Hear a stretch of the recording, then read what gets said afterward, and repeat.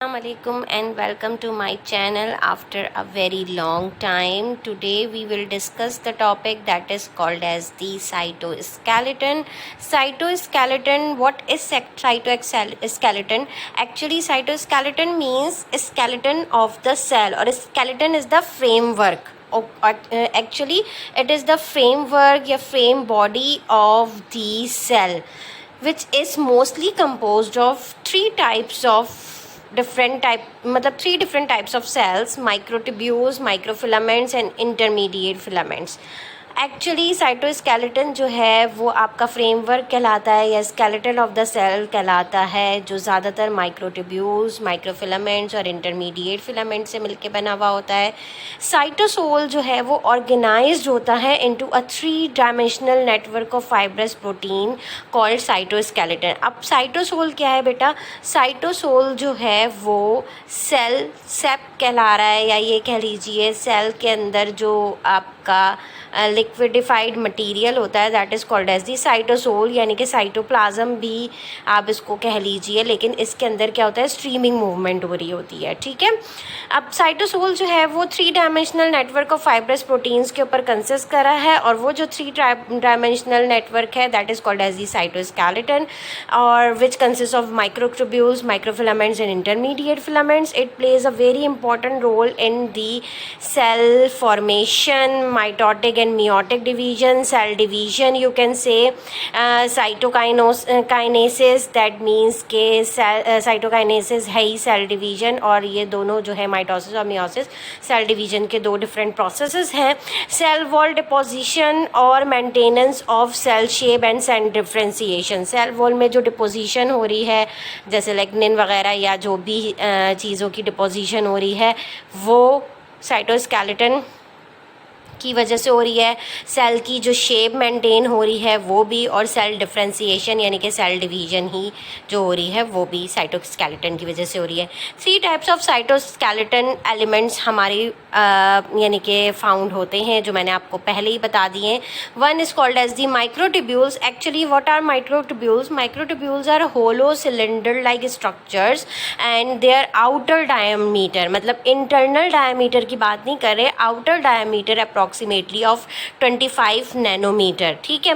आपको ये जो माइक्रोट्यूब्यूल्स नज़र आ रहे हैं, ये आपको माइक्रोट्यूब्यूल्स यहाँ पे ये नज़र आ रहे होंगे. ठीक है.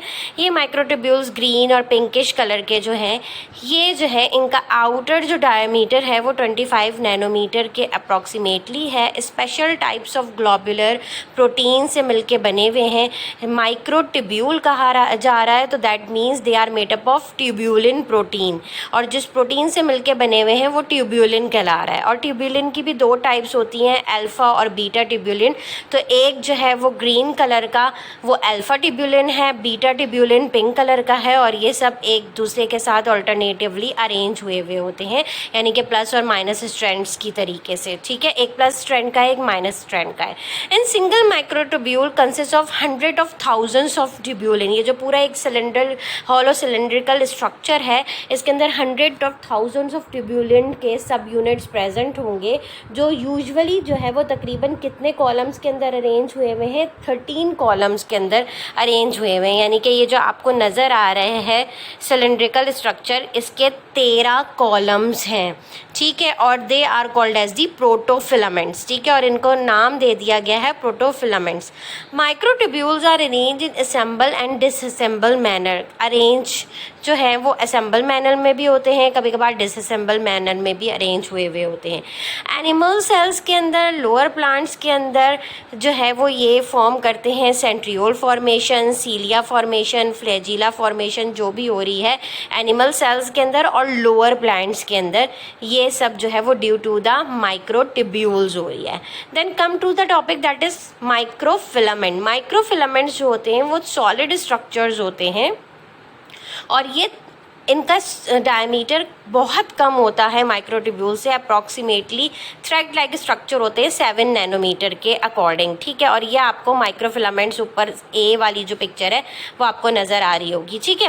अब इसके अंदर भी प्लस एंड और माइनस एंड्स आपके पास प्रेजेंट हैं, लेकिन ये आपके पास जो है वो क्या होते हैं, ये प्रोटीन्स के ऊपर जो कंसिस्ट कर रहे होते हैं। अब इनका प्रोटीन ट्यूबुलिन नहीं है, एक्टिन प्रोटीन है, और they are composed of globular proteins, और each microfilament consist of two actin protein chain that interwing in a helical fashion. You can see in this picture, आप इस पिक्चर के अंदर देख सकते हैं एक प्लस स्ट्रैंड का आएगा, एक माइनस स्ट्रैंड का एक्टिन प्रोटीन आएगा, और जो है ये प्लस जो है और माइनस जो है वो आपस में एक दूसरे के साथ हेलिकल स्ट्रक्चर के अंदर इंटरट्विन हुए हुए हैं।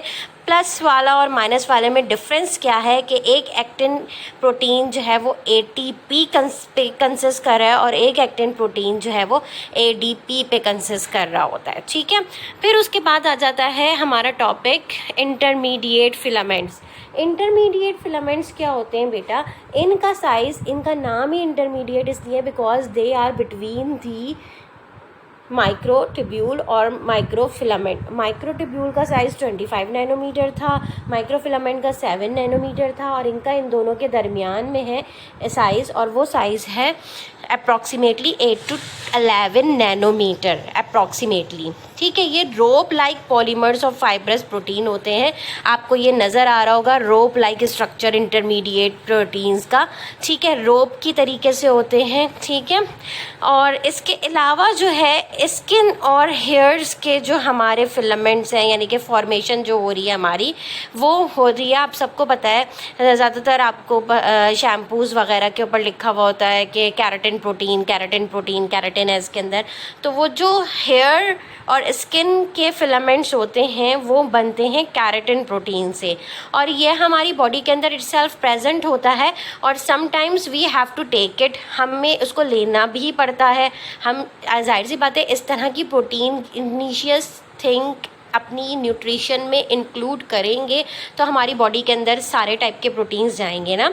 तो ये वाला जो प्रोटीन है ये मैकेनिकल स्ट्रेंथ आपके सेल को प्रोवाइड करता है और न्यूक्लियर एनवलप को प्रोवाइड कर रहा होता है। इस तरीके का इंटरमीडिएट फिलामेंट्स आपको नज़र आ रहे होंगे। लार्ज आपको इस तरीके से सिंपल रखेंगे, फिर आप उसको अगर देखें और माइक्रोस्कोप में तो इस तरीके से आपको नज़र आएंगे। और they are also consist on the protofilaments, इनके अंदर भी सब यूनिट्स प्रेजेंट हैं, ठीक है।